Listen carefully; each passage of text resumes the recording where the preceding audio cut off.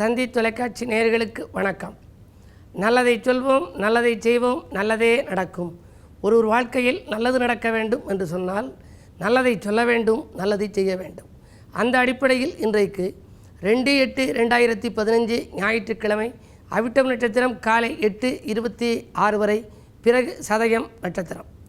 இன்றைக்கு நான் உங்களுக்கு சொல்ல இருக்கிற நல்ல கருத்து, குரு பேச்சியானதிலிருந்து பல தொலைபேசி எனக்கு வந்ததெல்லாம் குரு எங்களுக்கு எப்படி இருக்கிறது, என்னை நேராக பார்க்குறவங்க கூட எனக்கு துலாராசி குரு எப்படி இருக்குது, எனக்கு சிம்மராசி குரு எப்படி இருக்குது, ஜென்மகுருன்னு சொல்கிறாங்களே அப்படின்னு சொல்லி கேட்பாங்க. சில பேர் எனக்கு கடகராசி ஜென்மகுரு விலகிருச்சே, இன்னும் என்ன செய்யும் அப்படிம்பாங்க. இதற்கெல்லாம் விடை கூறும் விதத்திலே பழைய பாடல் ஒன்று இருக்கிறது, அதை நீங்கள் தெரிந்து கொள்ள வேண்டும். குரு எந்தெந்த இடத்தில் இருந்தால் என்னென்னவெல்லாம் செய்தது என்று புராண காலத்திலே உள்ள பாடல். அதற்காக நீங்கள் பயப்பட வேண்டியது இல்லை. அந்த பாடலை முதலிலே நீங்கள் கேட்டுக்கொள்ள வேண்டும். ஜென்மராமர் வனத்திலே சீதையை சிறை வைத்ததும், தீதிலாதொரு 3 துரியோதனன் படை மாண்டதும். ஜென்மராமர் வனத்திலே சீதையை சிறை வைத்ததும், ராமருக்கு ஜென்மத்திலே, ராமர் கடகராசி, அவருக்கு ஜென்மத்திலே குரு வந்த பொழுது சீதையை சிறை வைத்து ராவணன் சென்றான். இவர்கள் தேடிச் சென்றார்கள், அலைந்த நேரம் என்பதனாலே ஜென்மத்திலே இருக்கின்ற பொழுது அலைச்சல் அதிகரிக்கும். தீதிலாதொரு 3 துரியோதனன் படை மாண்டதும், 3ஆம் இடத்திலே குரு வருகின்ற பொழுதுதான் துரியோதனுடைய படை மாண்டதாம். இம்மையில் 8 வாலி பட்டமிழந்து போம்படி ஆனதும், 8 வருகின்ற பொழுது வாலிக்கு பட்டமிழந்ததாம்.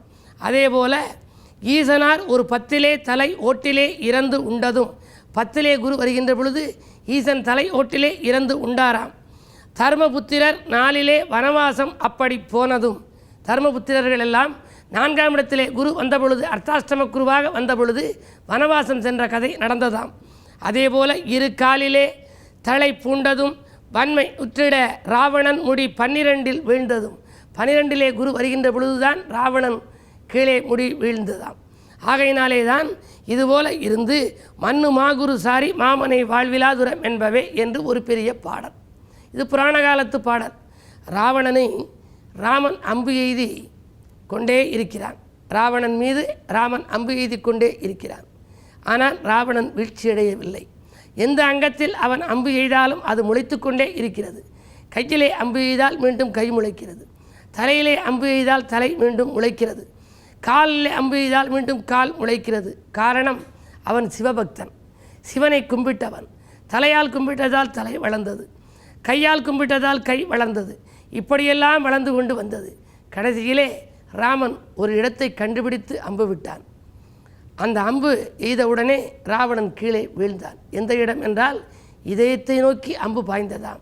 எல்லா இடத்திலும் சிவனை வைத்திருந்த ராவணன் இதயத்தில் மட்டும் சிவனை வைக்காமல் சீதையை வைத்திருந்தான் என்று ஒரு அழகாக ஒரு கதை சொல்வார்கள். அதே போல அந்த ராவணன் முடியிழந்தது 12 குரு வந்த பொழுது. அப்படி வந்தாலும் நீங்கள் இந்த காலம் வேறு, அந்த காலம் வேறு. புராண காலத்திலே குரு இப்படி இருக்கிறது. சிம்மராசிக்காரர்களெல்லாம் ஜென்மகுரு வந்துவிட்டதே என்று பயப்பட வேண்டாம். குருவுக்குரிய பீடங்கள் தமிழகத்தில் ஏராளமாக இருக்கிறது. குருவுக்குரிய பீடமாக திருச்செந்தூர் கருதப்படுகிறது. எனவே திருச்செந்தூருக்கு நீங்கள் சென்று வரலாம். தென்குடி திட்டை என்று கும்பகோணத்திற்கு அருகிலே இருக்கிற ஊர், அங்கு சென்று வரலாம். பட்டமங்கலம் என்று சிவகங்கை மாவட்டத்தில் இருக்கிற ஒரு ஊர், திருவாலிதாயம் சென்னையில் உள்ள பாடி முகப்பேரிலே இருக்கிறது. குருவித்துறை மதுரை மாவட்டம் சோழவந்தானுக்கு அருகிலே குருவுக்குள்ள கோவில் இருக்கின்றது. தக்கோலம் அரக்கோணத்திலிருந்து காஞ்சிபுரம் செல்லும் வழியில் இருக்கிறது. ஆலங்குடி தஞ்சை மாவட்டத்தில் உள்ள ஒரு நல்ல ஊர். அதே போல் தேவூர், புளியரை, இவை நீங்களாக மனித தெய்வமாக வாழ்ந்தவர்கள் முத்துவடுகநாத சித்தர். சிங்கமுனரியிலே அவருக்கு ஆலயம் இருக்கிறது. அதே போல் பாடுவார் முத்தப்பர். சிவகங்கை மாவட்டம் கீழச்சிவல்பட்டியிலே பாடுவார் முத்தப்பர் என்று 300 ஆண்டுகளுக்கு முன்னால் வாழ்ந்து அவர் பாடிய பாடலெல்லாம் பலித்தது. மழை வா என்றார், மழை வந்தது.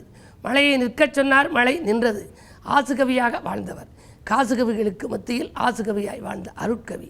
அவரை கூட நீங்கள் குருவாக ஏற்றுக்கொண்டு இப்படி குருதிசை நடப்பவர்கள், குரு புத்தி நடப்பவர்கள் அங்கெல்லாம் சென்று ஜென்ம குருவாக இருந்தாலும், 4 குரு வந்தாலும், 10 குரு வந்தாலும், 8 குரு வந்தாலும், எந்த இடத்தில் குரு வந்தாலும் வந்த குருவால் வளர்ச்சி நமக்கு வர வேண்டும் என்று சொன்னால் இதுபோன்ற குரு பீடங்களை நாம் சென்று வழிபட்டு வந்தால் வாழ்க்கை வளமாகும் என்ற நல்ல கருத்தை தெரிவித்து இனி இன்றைய ராசி பலன்களை இப்பொழுது உங்களுக்கு வழங்கப் போகின்றேன். மேசராசி நேயர்களே, உடன்பிறப்புகள் உதவிக்கரம் நீட்டும் நாள். உள்ளத்தில் நினைத்ததை உடனடியாக செய்து முடிப்பீர்கள். பணவரவு திருப்திகரமாக இருக்கிறது. பாசமிக்கவர்கள் உடனிருந்து உங்களுக்கு உதவியாக இருப்பார்கள். குடும்பத்தில் மகிழ்ச்சி கூடும். பஞ்சாயத்துக்கள் நல்ல முடிவுக்கு வரும். ரிஷபராசி நேயர்களே, உற்சாகத்துடன் பணிபுரியும் நாள். உடனுக்குடன் உங்களுக்குரிய பண தேவைகள் பூர்த்தியாகும். சுக்கிரபலம் கொஞ்சம் வலிமை இழந்திருந்தாலும் நன்மைதான். 6க்கு அதிபதி வலிமை இழக்கின்ற பொழுது பணவரவு திருப்திகரமாக இருக்கும். உதவிக்கரம் ஈட்டுபவர்களின் எண்ணிக்கை உயரும். மகிழ்ச்சி அதிகரிக்கும். வாகன யோகம் உண்டு. பயணத்தாலும் உங்களுக்கு பலன் கிடைக்கும். பாக்கிகளும் வசூலாகி பரவசப்படுத்தும். மிதுனராசி நேயர்களே, அதிக விரயத்தால் அல்லல் ஏற்படும் நாள். அரைகுறையாக பல பணிகள் நிற்கிறது என்று கவலைப்படுவீர்கள். சில பணிகள் அப்படியே நிற்கலாம்.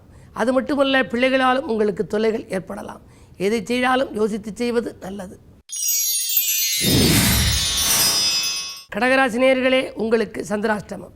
சிந்தித்து செயல்பட வேண்டிய நாள். சந்தித்த நண்பர்களால் சங்கடங்கள் உருவாகும். வரவை காட்டிலும் செலவு கூடும். விரயங்கள் அதிகம் ஏற்படுகிறதே என்று கவலைப்படுவீர்கள். பயணங்களை மாற்றியமைத்துக் கொள்ளுங்கள். சிம்மராசி நேயர்களே, புண்ணிய காரியத்துக்கு பொருளுதவி செய்யும் நாள். புதிய பொறுப்புகளும் பதவிகளும் உங்களுக்கு வந்து சேரலாம். எண்ணிய காரியங்கள் எளிதில் நிறைவேறும். இல்லத்தில் உள்ளவர்கள் சந்தோஷமாக இருக்க என்ன வழி என்று யோசிப்பீர்கள். வாங்கல் கொடுக்கல்கள் ஒழுங்காகும். வளர்ச்சி கூடுகின்ற இந்த நாள் மாலை நேரத்தில் வரும் பயணத்தை தவிர்ப்பதுதான் நல்லது. கன்னிராசி நேயர்களே, நேற்றைய பிரச்சனை இந்த நல்ல முடிவுக்கு வரும் நாள். நினைத்த காரியம் நினைத்தபடியே நிறைவேறும். நிகழ்கால தேவைகள் பூர்த்தியாகும். பாதியில் இந்த பணி மீதியும் தொடரும். இடம் வாங்க விற்க எடுத்த முயற்சிகளில் வெற்றி கிடைக்கும். துலாம் ராசி நேயர்களே, விலகிச் சென்றவர்கள் விரும்பி வந்து சேரும் நாள். வியாபார விரோதங்கள் மறையும். வீண் விரயங்கள் குறையும். நல்லவர்களின் தொடர்பால் நலம் காண்பீர்கள். புதிய ஒப்பந்தங்களில் கையெழுத்திடும் வாய்ப்பு கூட ஒரு சிலருக்கு வந்து சேரலாம். விருச்சிக ராசி நேயர்களே, பொருட்கள் வாங்குவதில் கவனத்தை செலுத்துகின்ற நாள். ஆடை ஆபரணங்கள், தங்கம் வெள்ளி வாங்குவதில் தனி கவனம் செலுத்துவீர்கள். விலையுயர்ந்த பொருட்கள் வீடு வந்து சேரலாம். வரவு திருப்திகரமாக இருக்கிறது. நண்பர்கள் நல்ல தகவல்களை கொண்டு வந்து சேர்ப்பார்கள். வெளியே சென்றவர்கள் விரும்பி வந்து சேருவர். கூட்டு முயற்சியில் உங்களுக்கு லாபம் உண்டு. திடீர் பயணங்கள் தித்திக்க வைக்கும். வாகன மாற்று சிந்தனை மேலோங்கும். தனுசு ராசி நேயர்களே, பிள்ளைகள் வழியில் நல்ல தகவல் வந்து சேரும் நாள். பிரச்சனைகளிலிருந்து விடுபடுவீர்கள். பிள்ளைகளின் கல்யாண கனவுகளை நனவாக்க முயற்சிப்பீர்கள். பிள்ளைகளின் எதிர்கால நலன் கருதி புதிய திட்டங்கள் நீங்கள் தீட்டலாம். அது கடல் தாண்டு சென்று படிக்க வேண்டும் என்று விரும்பினால் கூட அதற்காக எடுத்த முயற்சி வெற்றி பெறும். தொழில் தொடர்பு சம்பந்தமாக மாற்றி இணைத்தவர்கள் உங்களுக்கு உதவிக்கரம் நீட்டுவார்கள். மாலை நேரத்தில் விரயம் உண்டு. மகரராசி நேயர்களே, உங்களுக்கெல்லாம் மதியத்திற்கு மேல் மனக்கசப்பு ஏற்படும் நாள். மாற்று குணமுடையோர் ஏராளமாக வந்து இன்று சேரப்போகின்றார்கள். நினைத்தபடி செய்ய முடியவில்லையே என்று கவலைப்படுவீர்கள். சூரிய பார்வை உங்கள் மீது இருப்பதால் கோபத்தை குறைத்து கொள்ளுங்கள். விடாமுயற்சியால் ஒரு சில காரியங்களில் வெற்றி கிடைக்கலாம். என்ன இருந்தாலும் சிவாலய வழிபாடு சிறப்பை வழங்கும். கும்பராசி நேயர்களே, உங்களுக்கெல்லாம் நிழல் போல தொடர்ந்த கடன் சுமை குறையும் நாள். நிலையான வருமானத்திற்கு வழியமைத்துக் கொள்வீர்கள். அரசு வெளிச்சலுகைகள் எதிர்பார்த்தபடி கிடைப்பதற்கான அறிகுறிகள் தென்படும். குழந்தைகளின் முன்னேற்றம் கண்டு ஆச்சரியப்படுவீர்கள். இந்த நாள் உங்களுக்கு ஒரு இனிய நாள். மீனராசி நேயர்களே, உங்களுக்கு விலையுயர்ந்த பொருட்களை வாங்குவதில் அக்கறை அதிகம் காட்டுகின்ற நாள். கடல் தாண்டும் முயற்சியில் வெற்றி கிடைக்கும். விஐபிக்கள் வீடு தேடி வருவர். நேற்றைய பிரச்சனை இன்று நல்ல முடிவுக்கு வரலாம். நிகழ்கால தேவைகள் ஒவ்வொன்றாக பூர்த்தியாகும். விருந்துகளிலும் விழாக்களிலும் கலந்து கொள்ள அழைப்புகள் வந்து சேரும். மேலும் விவரங்கள் அறிய தினத்தந்தி படியுங்கள்.